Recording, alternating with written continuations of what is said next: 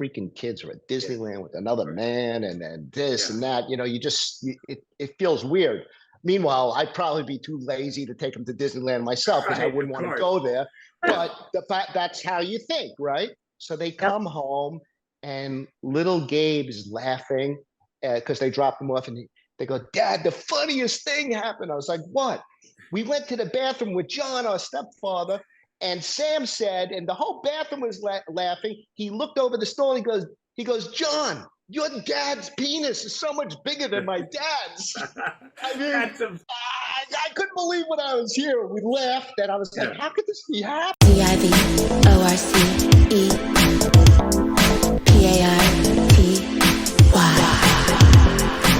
Thank you so much for listening to Divorce Party. We really appreciate it. If you like this podcast, we'd love it if you could leave us 5 stars on Spotify podcasts or Apple Podcasts. And if you want to see our lovely faces, we do have a YouTube channel where you can watch the episodes, and be sure to like and subscribe and follow us on Instagram at Divorce Party Podcast. Welcome to Divorce Party. I'm Monica Casey here with Tom Arnold. We have an extra special guest today. It is Tom's manager. He's been Tom's manager for the last decade or more. I'm sure he has some great stories about Tom, and he's also divorced and now happily remarried. I can't wait to hear what he's learned and how it's changed him. Please welcome to the show, Erik Kritzer. Hello. Okay, so you've been Tom's manager for how many years? Oh my gosh, that's a long time. In Hollywood, that's like a marriage of 50 years. I know.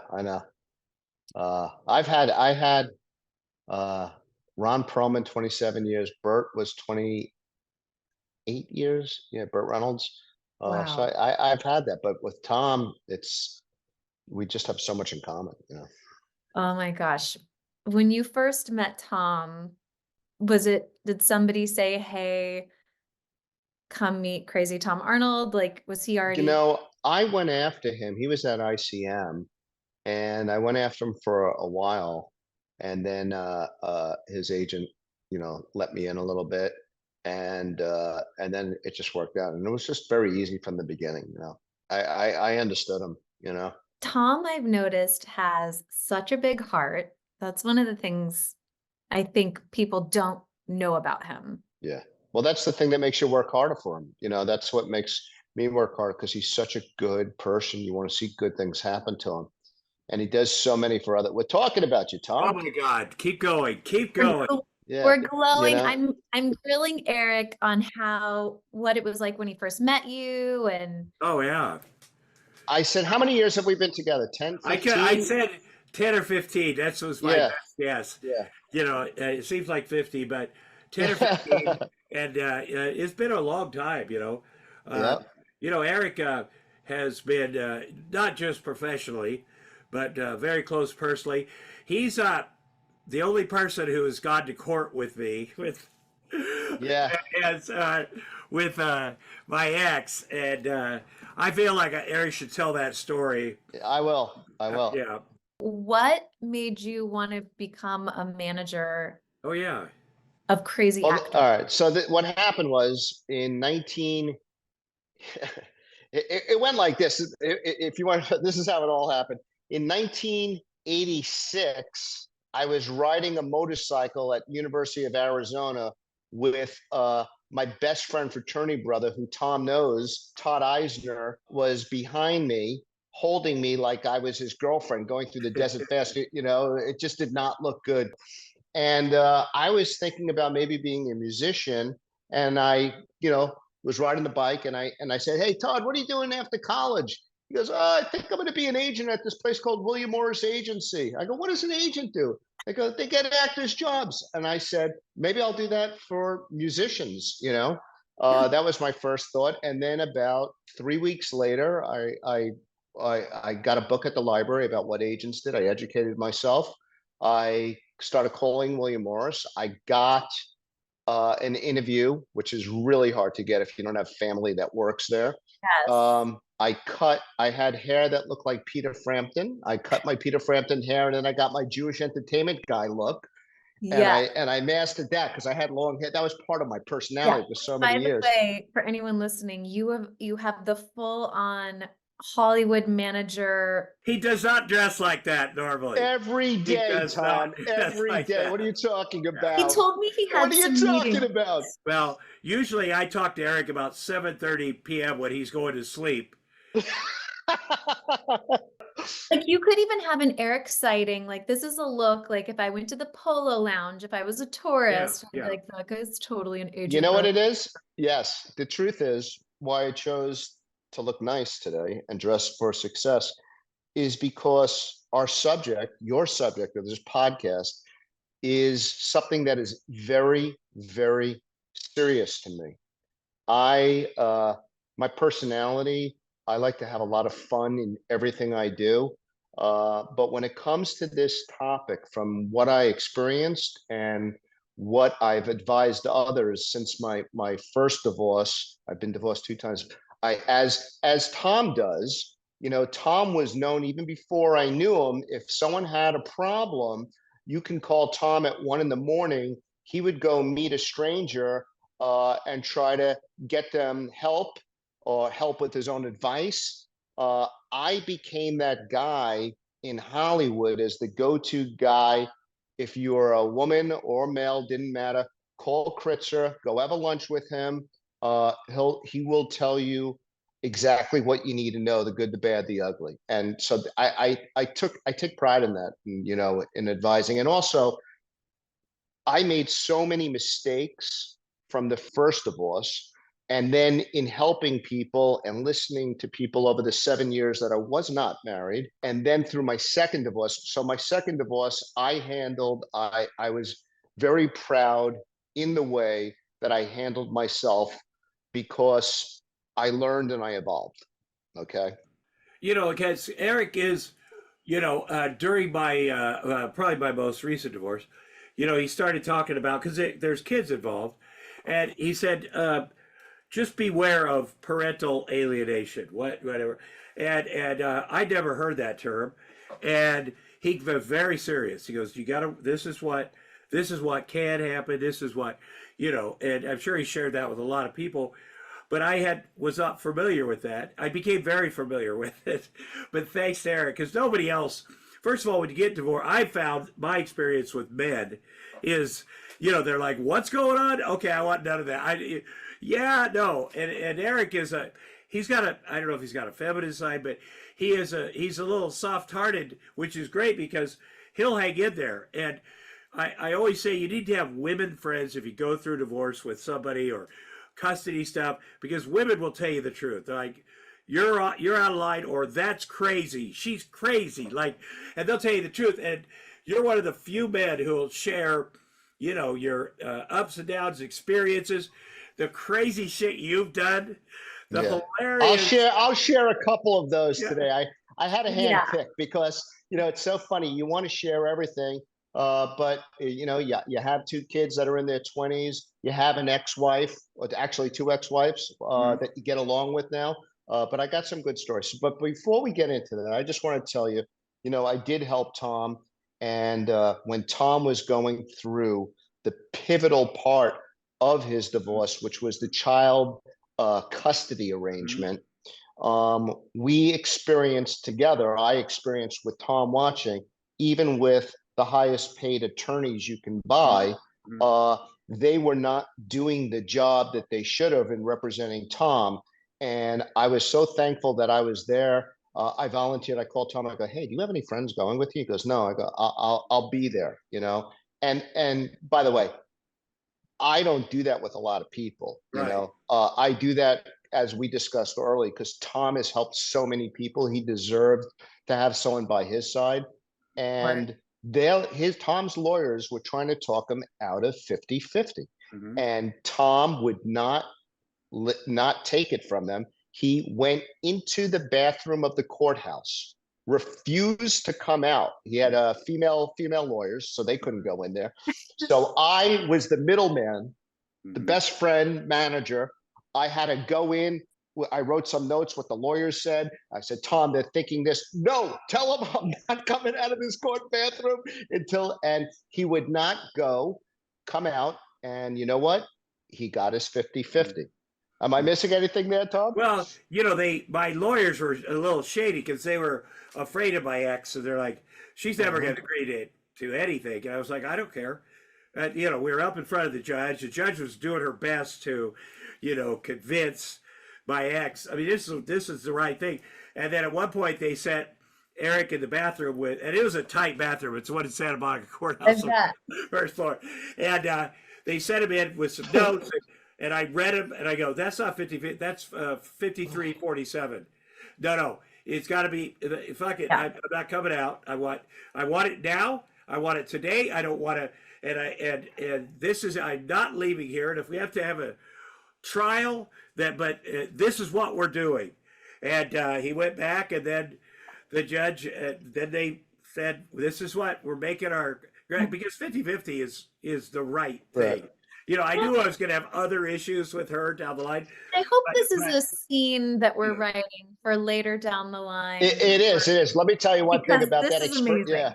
So one thing that Tom doesn't know is I had to go back in and out of the bathroom. And even though this is way before pre-COVID, I was a germaphobe. And I remember being like, oh, I got to touch that bathroom court door one more time. I was flipping out. Anyway. Oh, God. And I also just want to say really quickly, I don't know why I'm shocked or floored, but I love that you offered to go to court with Tom.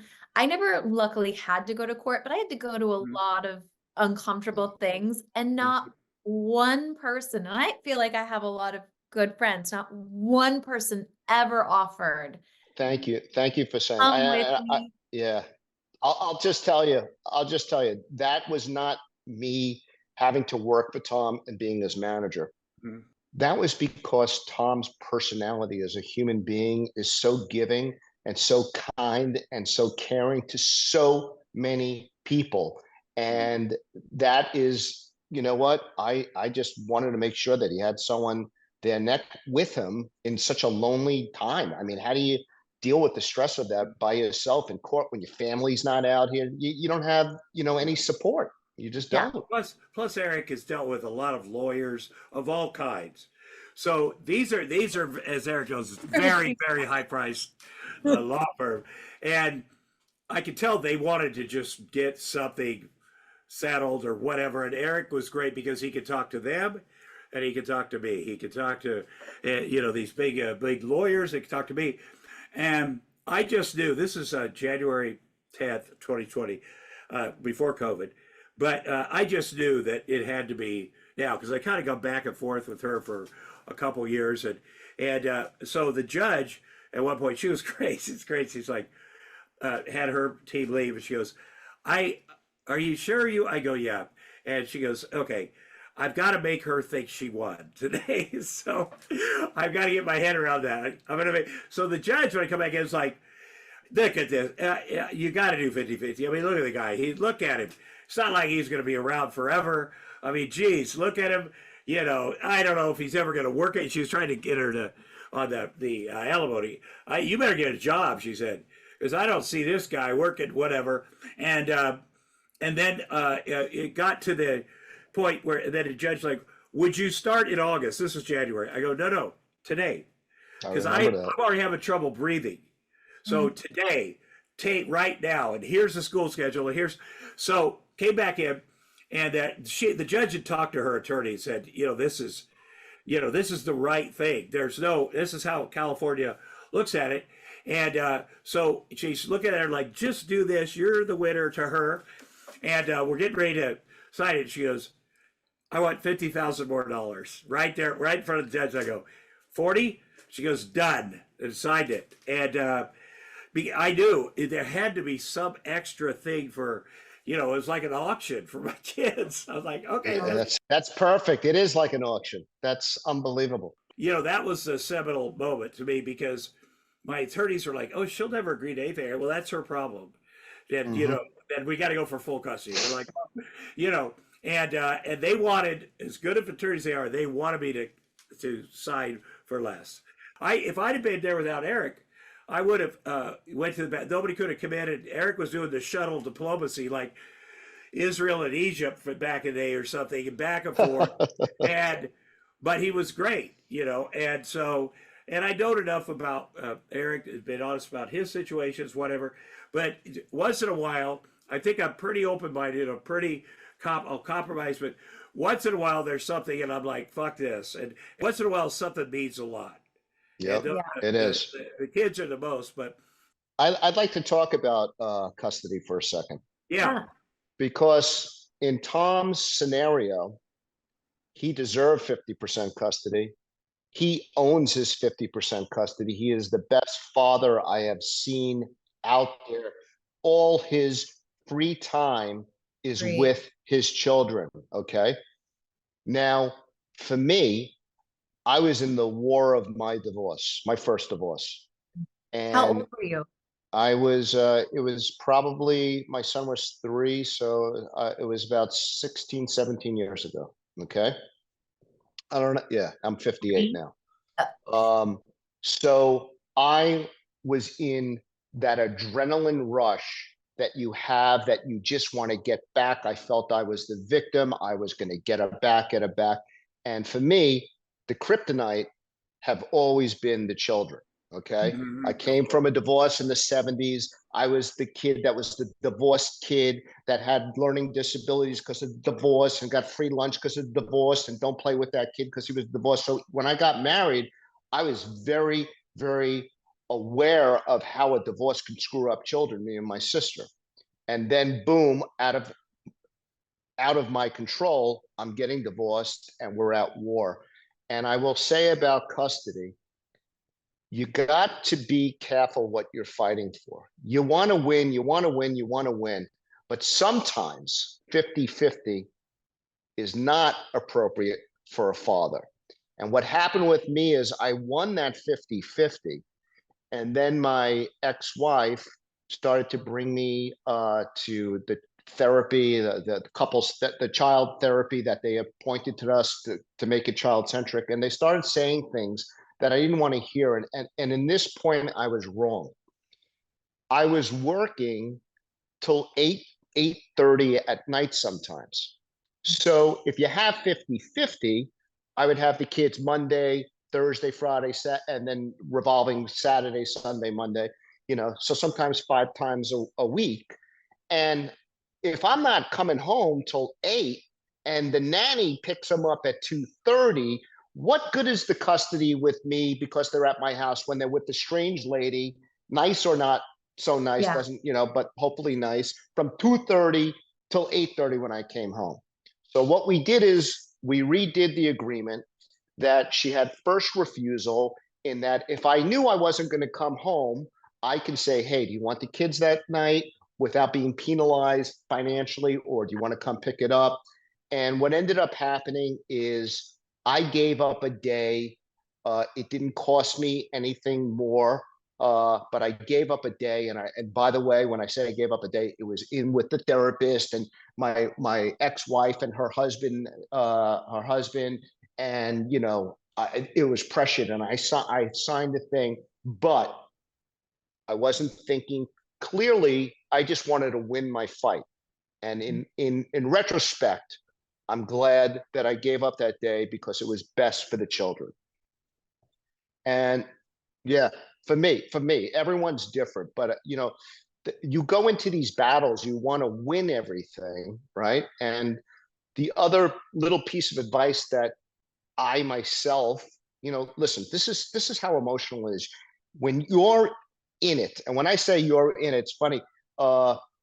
Tom, you know a guy named Sam Goris, correct? Yeah, he right. His sister-in-law Lisa Goris was set on a date with me early on, through like when I was going through the separation process, and she's a gorgeous woman.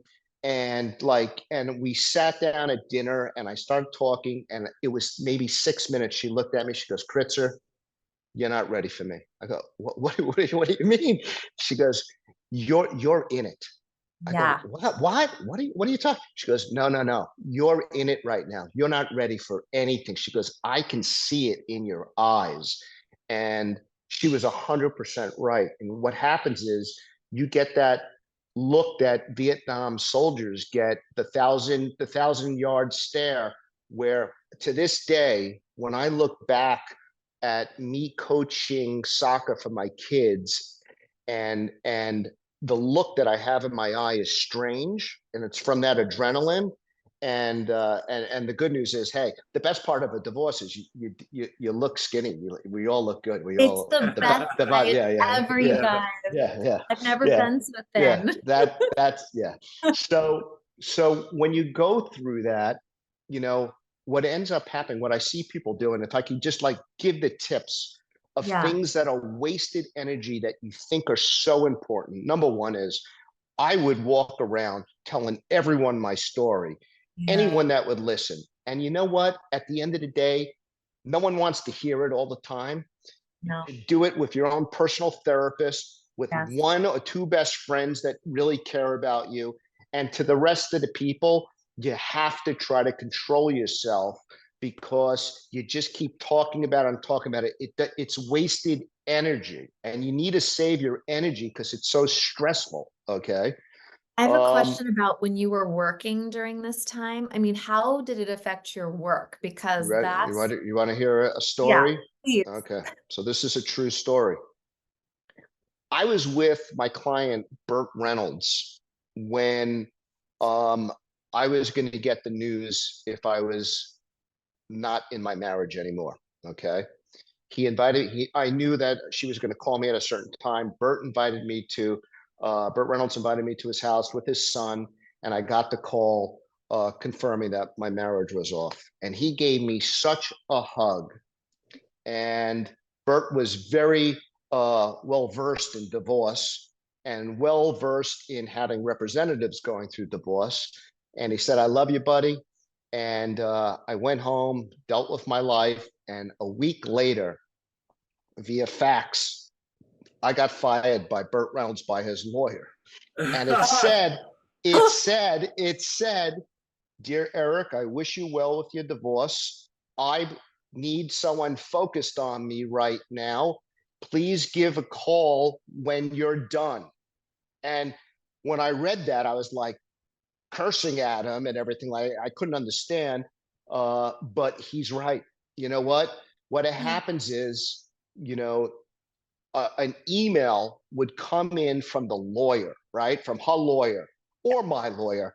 And you look at it, and for me, my brain, I just couldn't understand what was going on. It would the amount of emotion that it would wreck my day.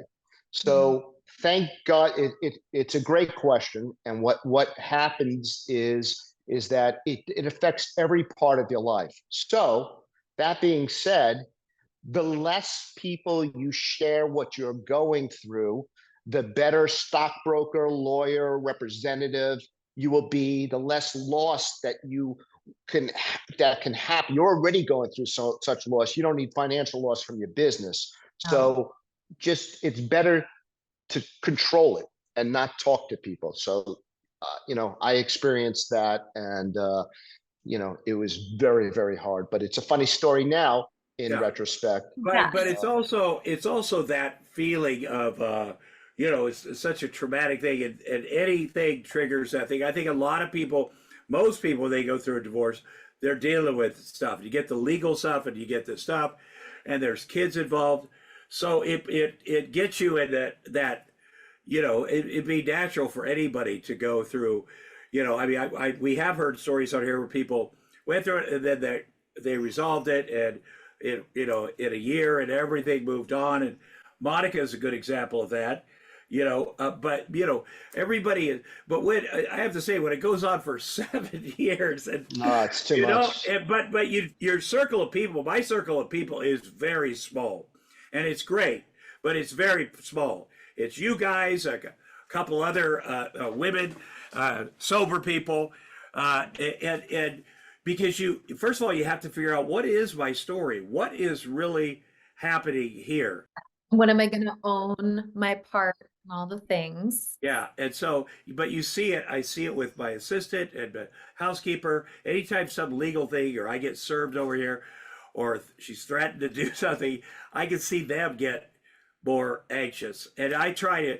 I told Monica this last time. I said I'm going to really try to stay out of the, because my fear was always this is the time.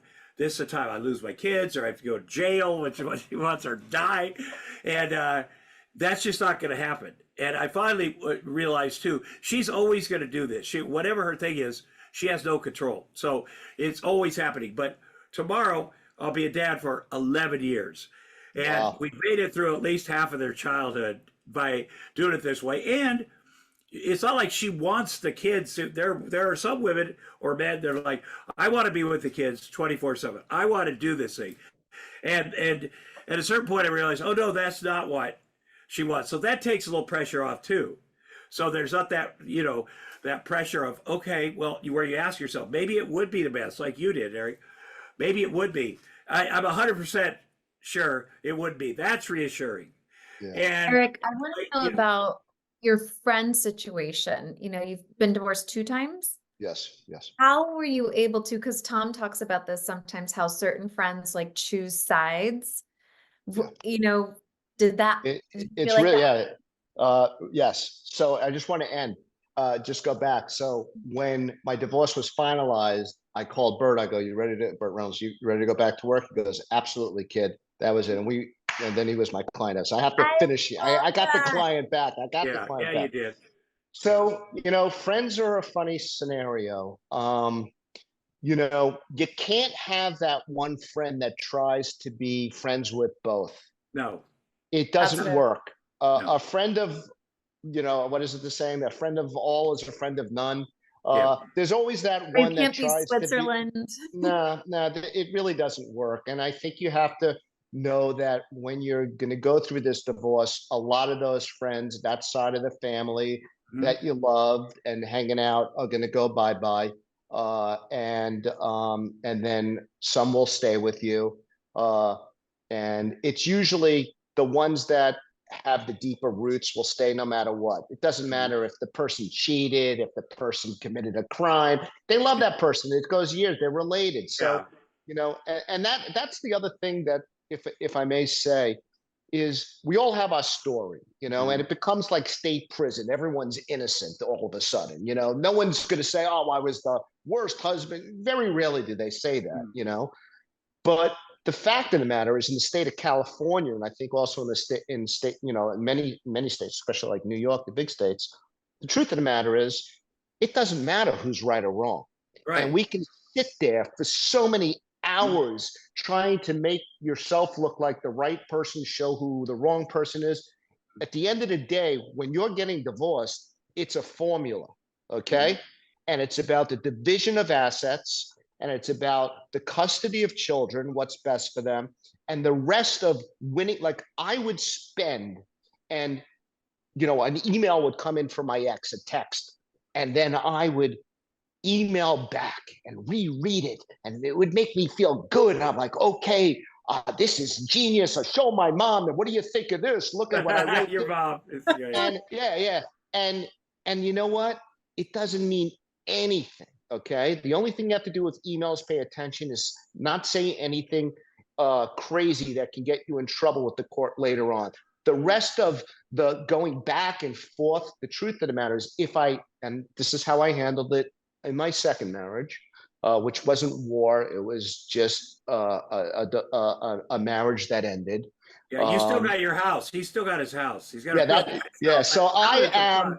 This is when I You haven't signed. followed Tom's footsteps of No. no prenups, nothing. Well, I actually did. I didn't have a prenup on the second one. I was stupid about that. But when I sit and I sign actors and they want to know, they're in my conference room, they say, they want to know deals. I go, look, I'm not really a bragger, but I'll say one thing about my negotiation skills. I'm the only guy in LA that's been divorced 2 times, and I still have my house. Okay, I get a little laugh out of that one. Yes. Well, you've got some funny stories. Yeah, like things you're proud of or not proud of. These are terrible stories. All right. So my first marriage, she gets remarried, and I will say it's the most unnatural thing when you get divorced, your children are, it's unnatural for your children to be exposed to other ideologies and Right. ethics and everything, because now you only have 50% influence, so they're exposed to things that you would never want your children exposed to. Thank God my ex did marry a very nice man, and they went to Disneyland. Gabe must have been 3. It was the beginning. Sam must have been 5 or 6, and they went to Disneyland. I remember I was a little bummed out, like my freaking kids were at Disneyland with another man, and this and that. It feels weird. Meanwhile, I'd probably be too lazy to take them to Disneyland myself because I Right, wouldn't of want to course. go there. But the fact, that's how you think, right? So they come home, and little Gabe is laughing because they dropped him off, and they go, "Dad, the funniest thing happened." I was like, "What?" "We went to the bathroom with John, our stepfather, and Sam said," and the whole bathroom was laughing. He looked over the stall. He goes, "John, your dad's penis is so much bigger than my dad's." I mean, That's I couldn't believe when I was here. We laughed, and I was like, "How could this be happening to me?" This is like all the things that I don't want to hear. Yeah. So that was one good story. And here's the other story, I think, that actually caused the divorce. I will start by saying something that not everyone may agree with me, but just from my own personal experience and then counseling and sitting with other people, I have not yet heard this. "Well, we were having so many problems in our marriage, and we went to this wonderful psychologist that does couples therapy, and we did like 3 months, and it just all worked out." I think that couples therapy opens the door to divorce more than anything.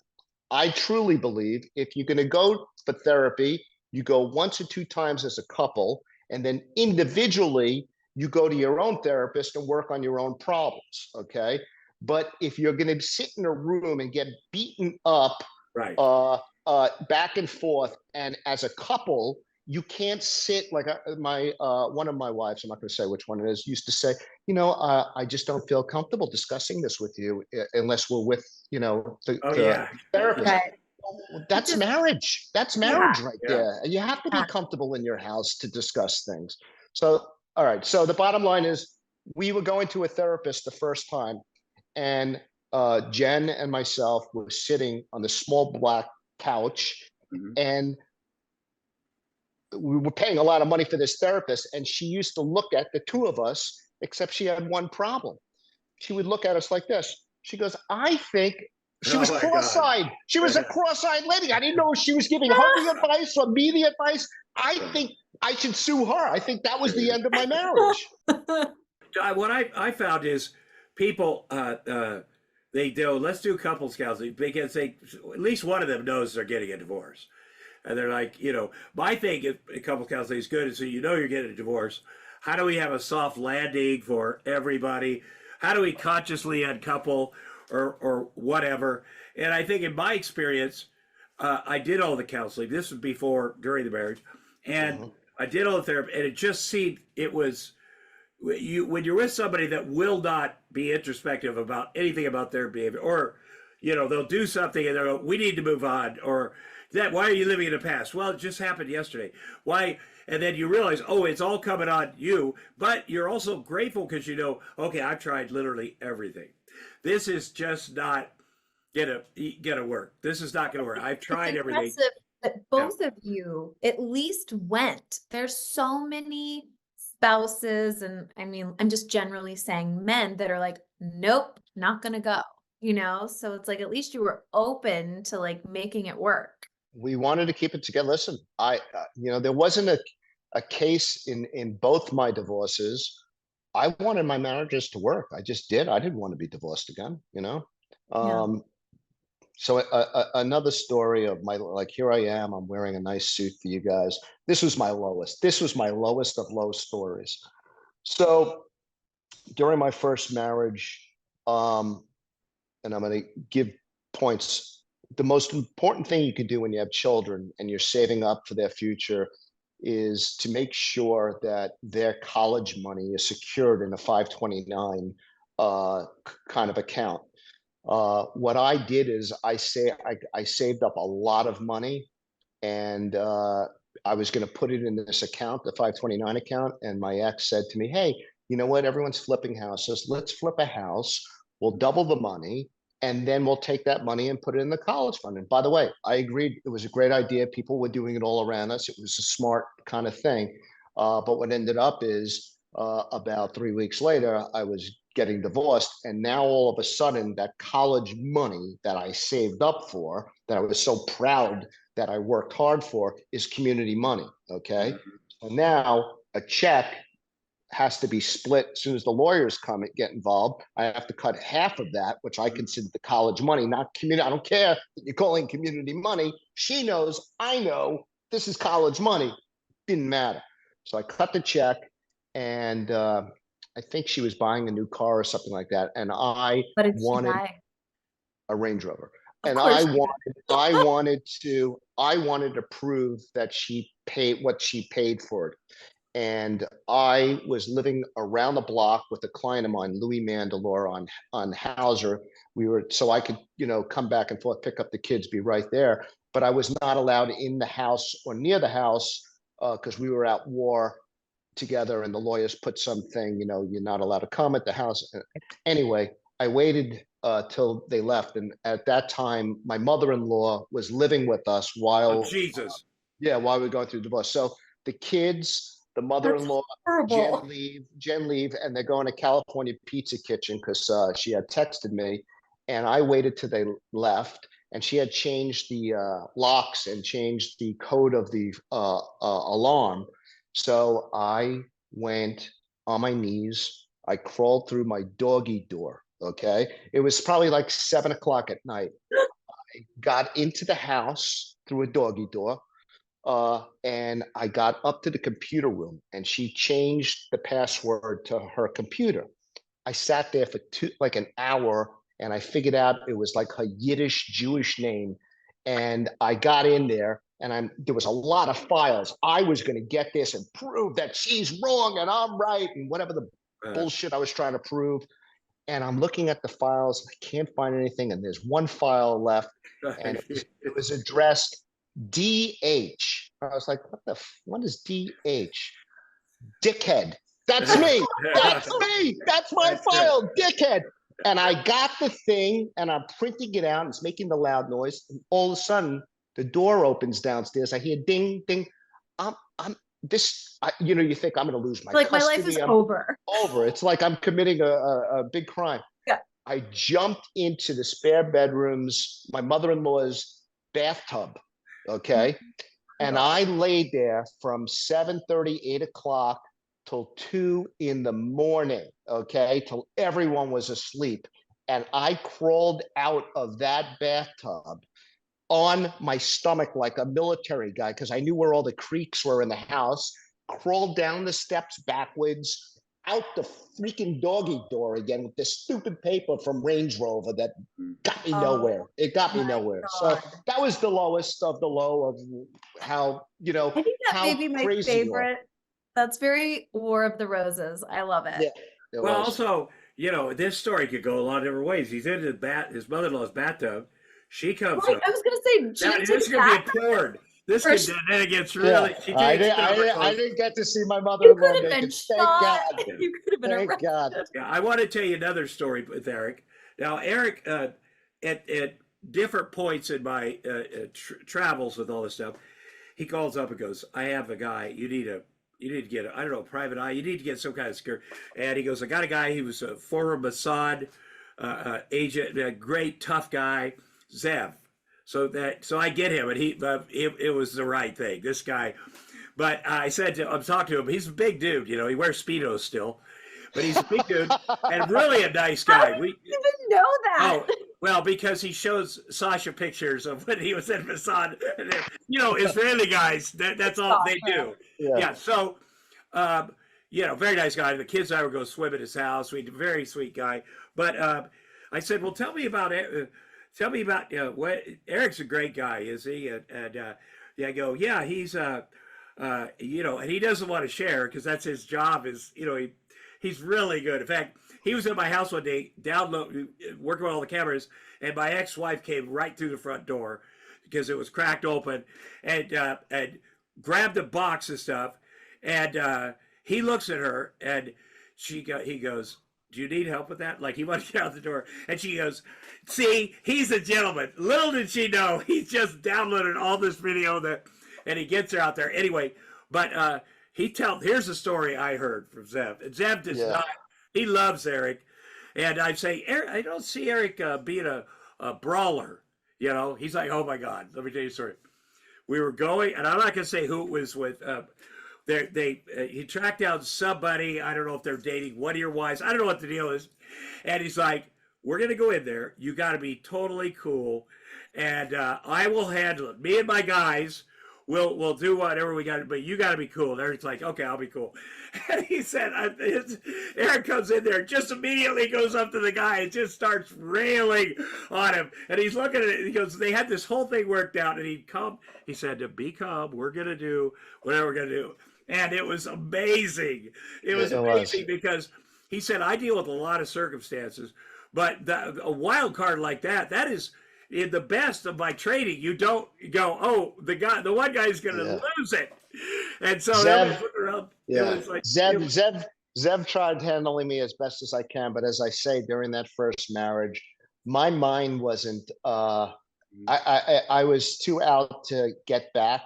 And by the way, from that scene, they did my one of my close friends growing up, Doug Ellen, did an Entourage episode of that brawl up at Barney's Greengrass in Beverly Hills. Yeah. So I mean, I have been, it's been years that I was able to recuperate from all that ugliness. But I will say this: as ugly as my divorce got, that first one, as parents, we always came together for the kids. We were at all the birthday parties together. I went on 2 trips to Israel with them for my children's bar mitzvahs out there. That's not to say now everything could be going good, and then one email missile comes in, and it's like it's nuclear war again. That's how quick it can happen.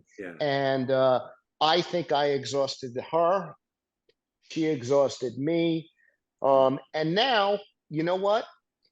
When kids are in their 20s, I don't have to deal with them, and they don't have to deal with me, but we still come together on certain things.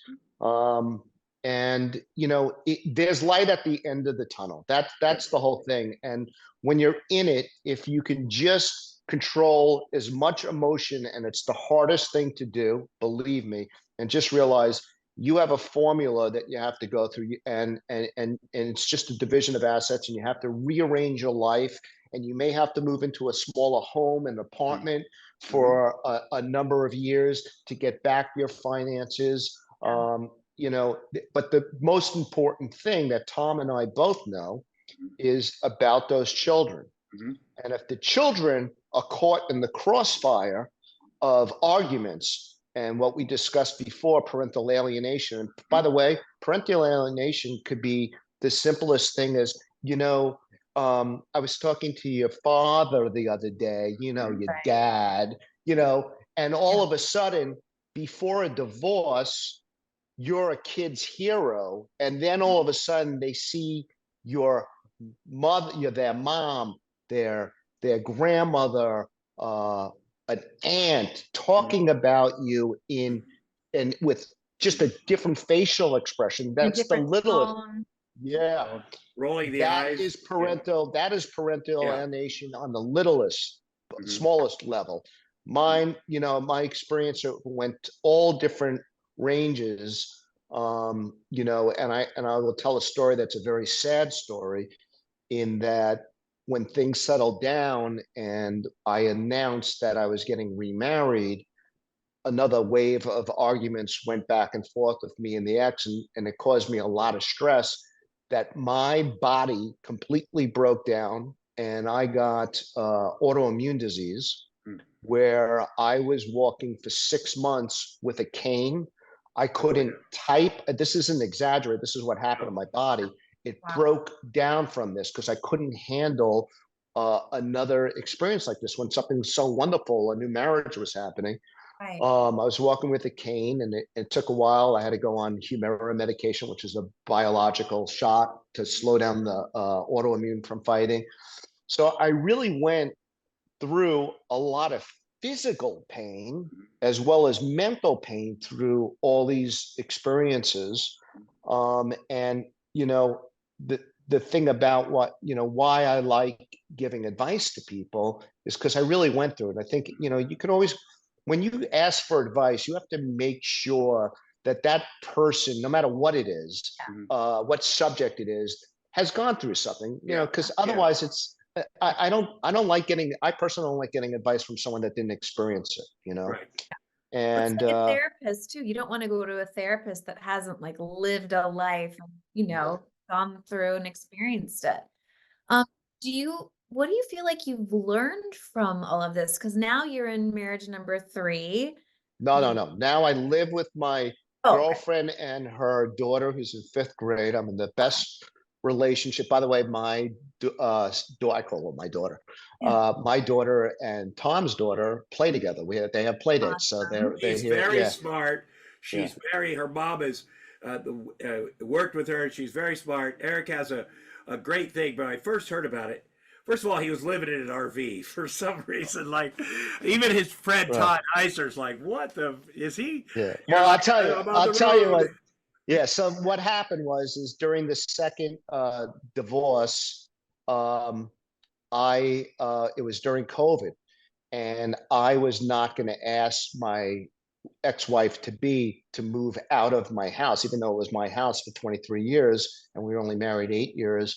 I wasn't going to ask her to move out. I said, "Look, you have enough issues that you have to deal with. Stay in the house, wait till the divorce is over. We'll see how much money comes to you, and I'll go live in my RV," because I wasn't going to work every day. It was COVID, right? Gentlemen. And I had the best life in that RV, except in LA, when you go online dating and then you go meet at, let's say, Craig's. Serial killer.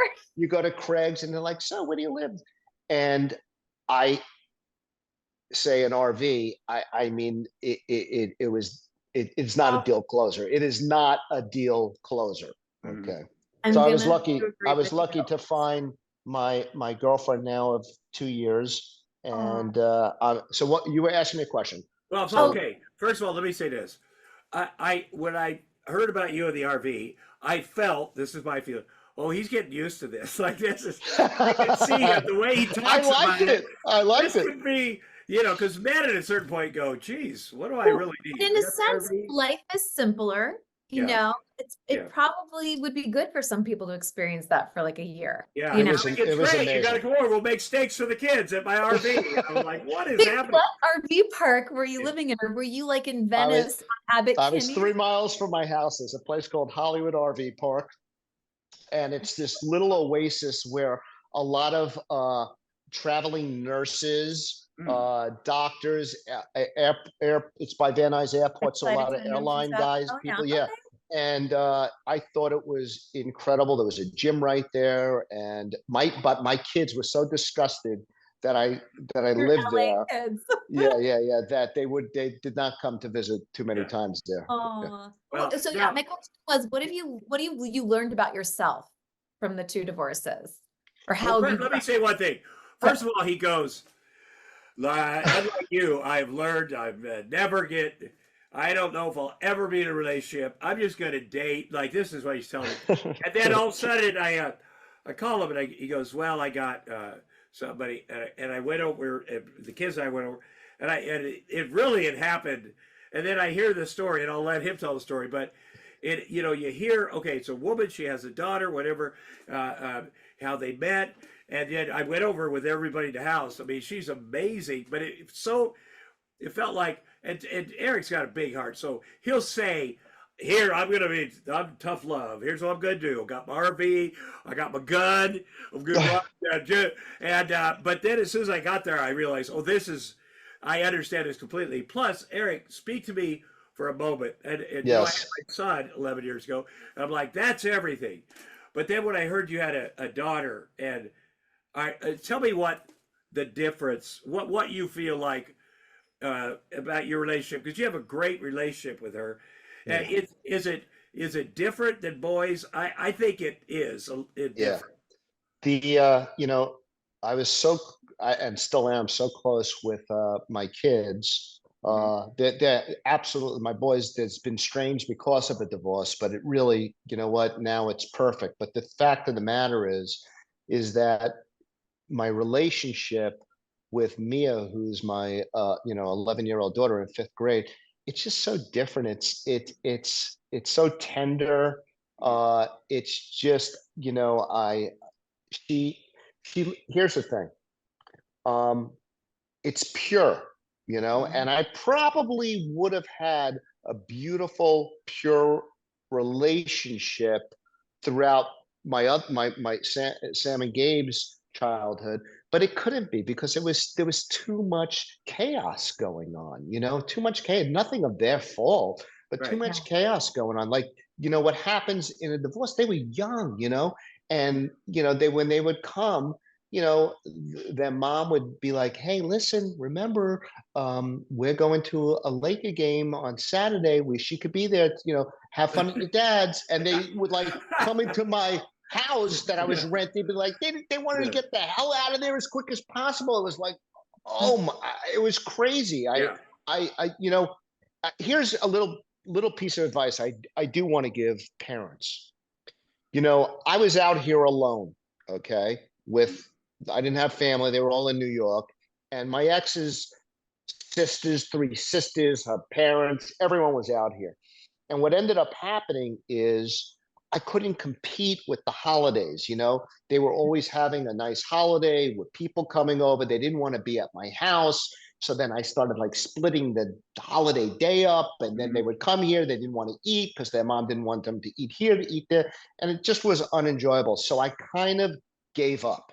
Mhm. And when I gave up, I didn't even try to make it special for the days that I had them because I knew it would be a losing battle. I made a big mistake with that. And Yeah. what I should have done is taken an hour out of my day Mhm. and made plans and made it a bigger event, that it was important for them to be here. Because what ended up happening is, as the kids got older, oh yeah, it's Christmas and Hanukkah, we're going to go with mom's and we'll be at mom's as usual. And you can't fight it back after you lose it. Right. So what you have to do is you have to make it special, Yeah. as special as you can, As unique as you can. I Yes. Probably because of my situation where I was always nervous about this stuff. I do all the any heavy lifting holiday. It's somehow, you know what I think you should do, Christmas or Halloween, any of the. I think they're better with you. They have more fun. The other person does not want to do because there's a lot of work. But like what you said, you could have made your time special, whatever time you had, and it would have been unique. And then later they talk about, remember when we were dads and mom does things like this way, but Yeah. dad is cool. We had this thing, and I You're know, good at doing that, Tom. Want- You're good at doing that. yeah, Yes. Kids yeah, want quality time. They want Yeah. time with you. They want to feel like they're seen and heard and all that stuff. yeah. And he has a good. I think the first time I met Mia and her mom. By the way, her mom is, I mean, like, and Beautiful. really I a know. top quality person. She takes good care of Erik, but she's also such a great mother, like hands on, whatever. But I felt like, oh, she's gives him his space, but like he wants for nothing. I'm just going to tell you. I don't want to go into it, but I'm going to tell you. And she's had an interesting journey. Like, this is a woman who has survived and dealt with stuff. And as much as I'm happy for Erik to be with those guys, I'm happy for them to be with him, because whatever it was before, it's crazy they're together. It's crazy things are going so well, but they're like, this is what I need. And Erik provides, everything. He goes to bed at 7 at night, she told me, but he really does. And he's always, getting into with the kid, and she talks to Quinn, and Quinn, I trust Quinn. I don't Yeah. trust her to go everywhere, but when she goes with those girls, man, it's Yeah. on. And What the winning formula is in my relationship now that I never really had is appreciation, mutual yeah, appreciation. I always felt taken advantage of in a way, yeah, and I would let myself get taken advantage of. It's just appreciation, and I will say my kids, who I've always remained close with. Of course, there's tensions with the divorce. Even now, like I just had dinner with them on Wednesday night. We went for sushi. They love coming around the house. they did. They came when They I was love, there with yeah, they Mia and love Quinn, and yeah, they love. they It love was like, Galena. They're comfortable with Galena yeah, and comfortable with Mia. And it's the perfect ending, a beginning of a new chapter. mm, And I feel love in every single which way. And even with the first ex-wife, we still communicate now in a positive way about the kids. Nothing more than that. Sometimes, yeah, I'll send something funny. I texted their stepdad happy birthday the other day. My second wife, it's so interesting when you don't have kids, it's easy. there's there's really Right. nothing to, you move on with your life. It's like a breakup of a boyfriend or a girlfriend. Yeah, And that's sad in a way. It's like that song. I'm not going to sing it, but like that song that came, Somebody I Used to Know. yeah, Yeah, Yeah. yeah, Godier or whatever. Yeah, yeah, Yeah. exactly. yeah, It's that. Awesome. yeah. Yeah, it's that. It's sad. Yeah, that was a good call, Tom. Mm. Yeah. It's sad, but It's all my music thing. Yeah, yeah, that's what happens. yeah. There's nothing else to Yeah. talk Well, about. let me say that the place you're in, the place both of us are in, because I'm not. No matter what in my situation, I accept. Oh, it's not going to change. That the other person is not going to change. And here's all the great things about it not changing. Here's what I don't have to deal with. Here's how I can learn to be the best parent I can be. Do things my way. There's no, and just knowing someone's not going to change. They're always going to do crazy shit.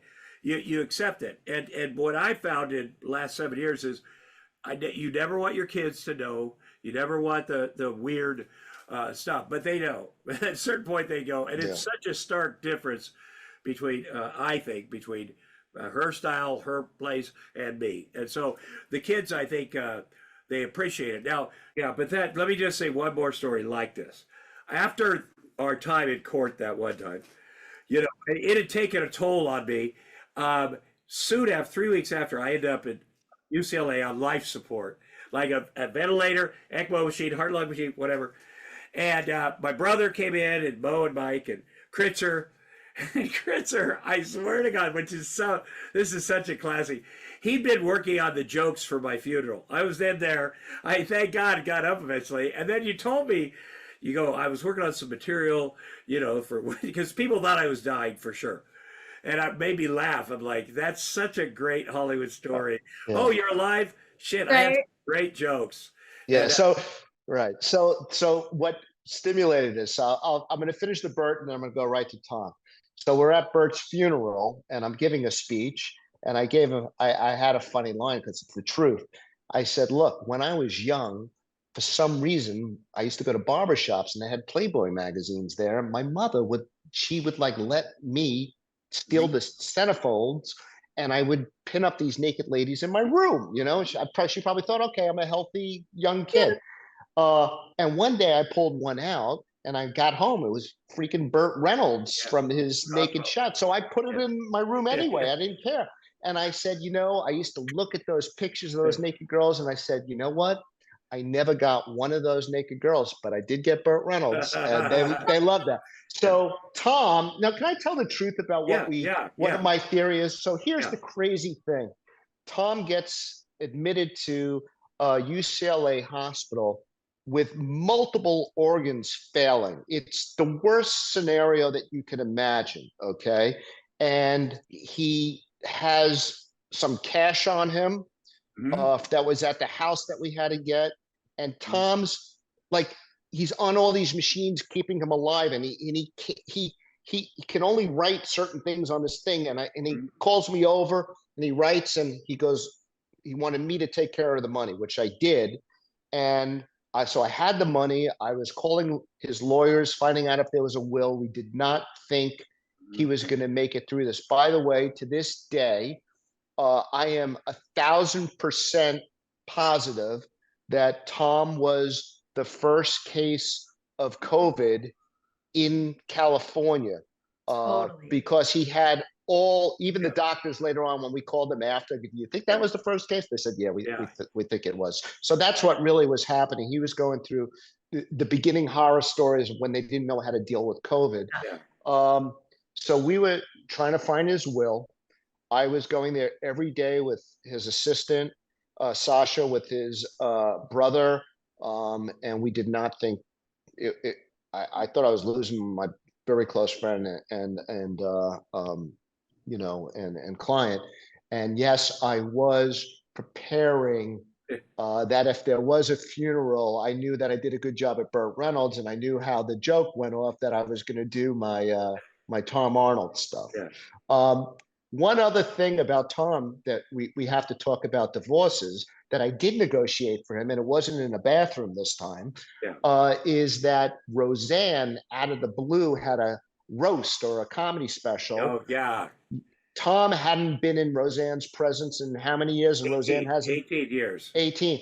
So they get me the contract. I run it by Tom because they said, look, we really want Tom to do this. Roseanne wants Tom to do this. And in the deal, I was negotiating the backstage that they weren't allowed to shake each other's hands, go near each other, anything. And we had all these conditions, and Tom went, and it was so great. At the end, we were leaving, and then we got a message, Roseanne would like to come over. Is that okay? And I sat there.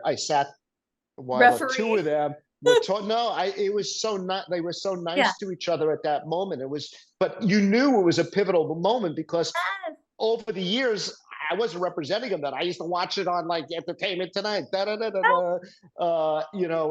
was truly incredible. But it was all negotiated of what they could do. But also it went like this. Somebody called me on Tuesday, the roast of Saturday.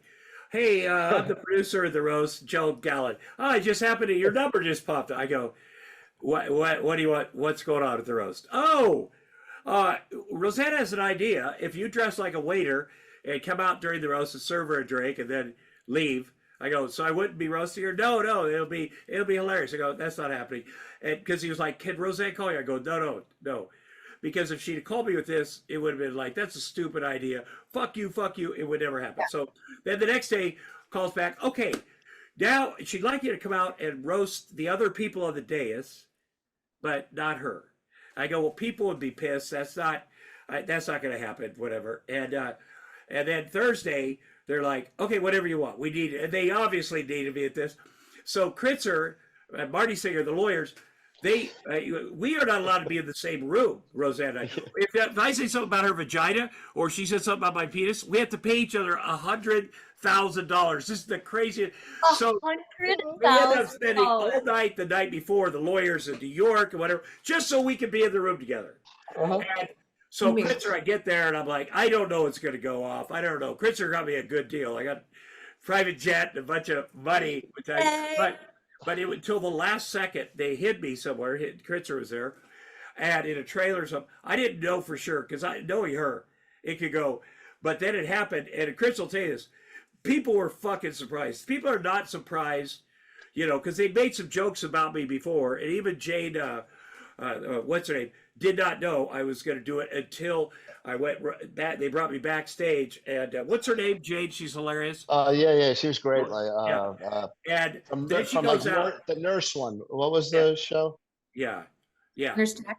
Yeah, she was on Glee too. I think she was a Glee. coach. Yeah. So, and she's amazing. I know her. So, anyway, I come out and I get backstage, and they come out and tell Jade that, oh, Tom Arnold is here, and she's like, what? And then she goes to the audience, hey, there's someone else that would just like to add a couple things. Tom Arnold. The audience didn't believe it. And then as I walked out, I could feel a gasp from the people on the dais, Amy Schumer, the other people, like, and it went. I just went for it. It was jokes, fantastic. and Yes, then I'm gonna have to find it. and go, and then backstage, I didn't see what people were doing when they left with her. And I don't know if they gave a fist bump. We had an awkward hug. Go backstage, and then she's back there, Crystal thing, and people want to take a picture of Roseanne and I, and she's like, I need to go into the restroom first. And then I was like, well, fuck that. She doesn't want a picture. Let's go. And I headed to the airport, he'll tell you. And then the woman I was dating at the time, I told her how to go, and I said this. I go, but she said she wanted a picture, but then she goes, well, no, she had to go look in the mirror. She's not going to take a picture with her ex husband. Yes. 18 years. So it was, it was a good thing. Also, when I was on life support, Kritzer and Marty Singer found out that I still had my ex. Actually, she was in charge of my do not resuscitate. Still, we were broke up. And Marty Singer, as you know, you want to tell it? He went over to her place at night. Yeah. He What, said, 3 in the morning, and said, you got to sign this right now? Yeah. He did it right to her face. Like, this is what's happening. And I love him for that, too. I love that. You don't think of those things. You're getting a divorce. It's chaos. And then Tom, you're a lucky man. You've got some good I'm very support, lucky. some great friends. When lucky Tom that came both out of of you it, guys- when we saw that Tom's organs were starting to come back and he still had the tubes in them, I showed up with the bag that had the money in, and Tom, with no energy, looked up, and he got up, he looked at me, he went, Yeah, it had the money, but here's the thing: it also had the tape, the stuff that Zab and we all these digital, all the tapes from all the shit that got down. Yep. And right when after the 10th of when we were there, the 10th of January 2020, when I got okay, here's the deal, it's 50-50, whatever. I went. She was still accessing my bank account, so I went to the bank. Got rid of every account. He got me the best bookkeeper, Audrey. She's a license. Audrey's the best. Audrey Lee. And I was scared that I didn't have that. She still had it, so I got $125,000 cash, put it in a backpack, and I go, "This is going to get me and the kids through until we get this shit figured out." And that was what. That's what I was schlepping. I was schlepping that back and forth. Yeah. Good man, Kritzer. Yeah, good man. Very good. The last thing I just want to say that I want to kind of give a little piece of advice, since we're talking about money, is, as we know, Tom and I especially, we spent so much on lawyers, if you are going to get divorced, the couple should really have a serious conversation of how much money they really are willing to waste, and it's a waste. And I truly recommend, if you can do a mediator, and even if the wife says to you, you know what, I have, blah, blah, blah, or the male says that, do a mediator, have your lawyer just advise on the final deal, okay? Yes.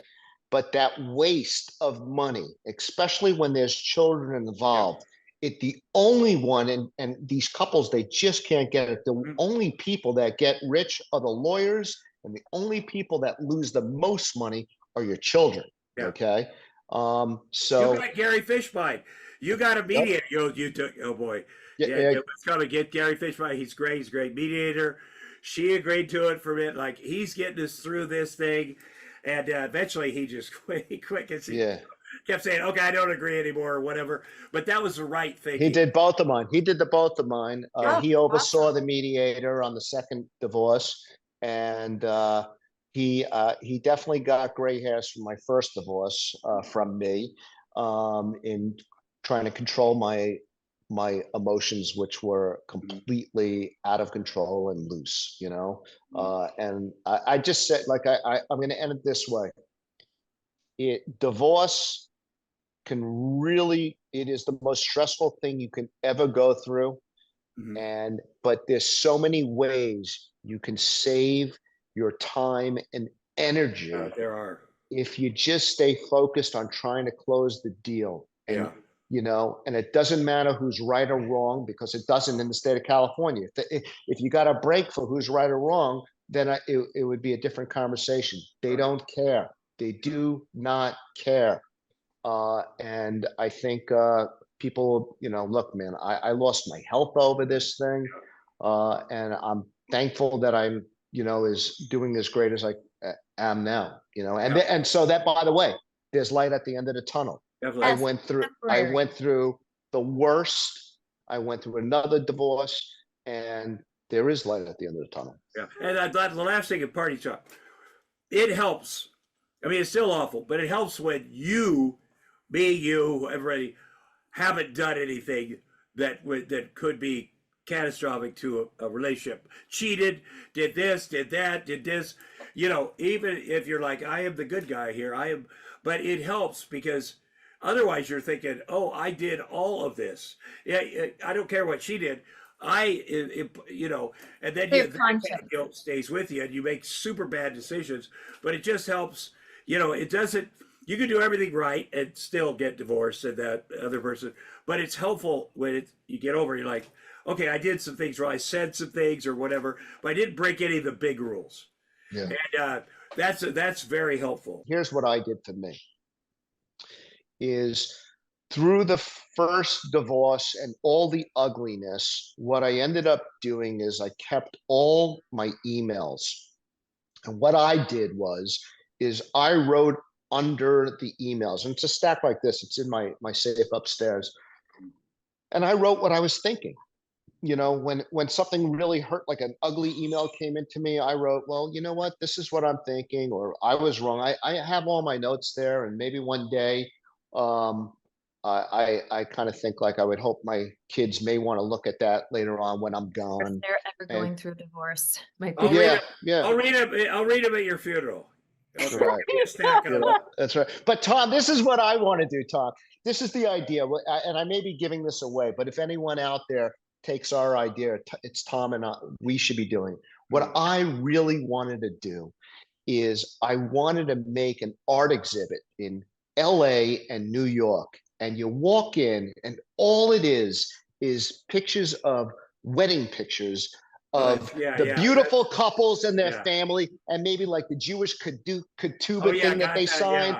And then under it, what happened in their marriage and what they say about each other. I would love to go to that. That's kind of fun. Awesome. Well, you know what? After this most recent divorce, and she moves out of the house, and the kids are there, and you take down. There's no way I was leaving any pictures of her and me, but I was going through my old wedding pictures, and not Roseanne, but the middle two are just in style. Covered them. They're Beverly Hills Hotel. They're beautiful. The brides are beautiful. I look good. And so I started putting those up because you get to decide at your house what, it was good for my kids because they like, oh, you have been married before, and that we have this and that. And we talk about all the different things, but it felt really good to keep the second marriage, where Farley's my best man. I'm like, that's going to be my marriage.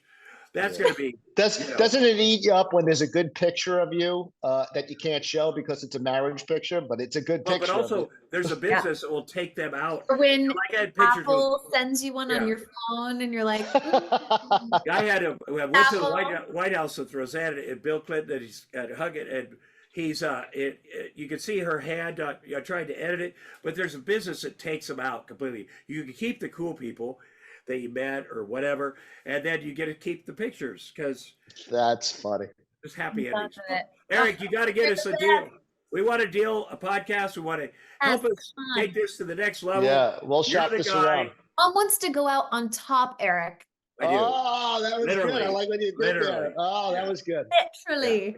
I like what you did there. I am on top. I feel like I have to tell you. I absolutely feel like I am on top. I can't think of anything. Obviously, you want to work more, you want this, but every day with these kids is a gift. This is what I'm supposed to be doing. This is where I get my self-esteem. The other stuff, because it's always like we're working on this or that, and the business has been so shitty.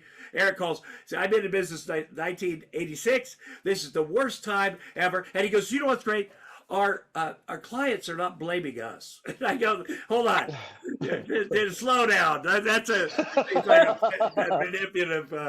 They're really cool with it. I'm like, okay, that's funny. Well, we just keep going. Well, thank you, Eric. I love you. Tom, I love you. Weekend. So nice to finally meet you. Yeah, great hanging out with you guys.